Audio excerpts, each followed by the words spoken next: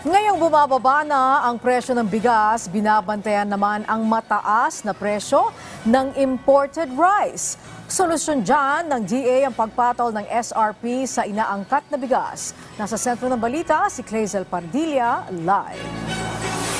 Mahal na presyo ng bigas daw ang isa sa nagtulak sa mas mataas sa inflation rate na karaang buwan. Pero posibleng makaramdam ng kaunting ginhawang mga consumer. Taya kasi ni Agriculture Yusef Domingo Panganiban, bababa na ang presyo ng bigas ngayong Oktubre. In retail siguro mga 36, 38 pesos yan.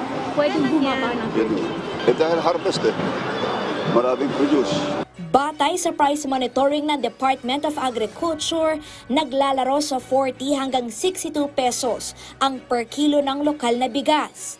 Habang ang imported rice, pumapalo sa 45 hanggang 60 pesos. Ang sobrang mahal na presyo ng inaangkat na bigas daw ang dapat bantayan ng DA, sabi ni Senator Cynthia Villar. Ang presyo nila 6 pesos sa palay, di 12 pesos sa rice. Plus bayad kang 35% tariff at transportation. Ang landed cost is 20 per kilo. O bakit nila binebenta ng 60?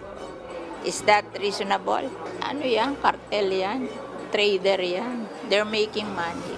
Panukala ng samahang industriya ng agrikultura, lagyan ng sadya sa retail price ang imported na bigas na pinag-aaralan na ng Agriculture Department. Pinag-aaralan pa Yung 60 pesos na imported, mahal ba yun, sir? Kung 20? Mahal yun.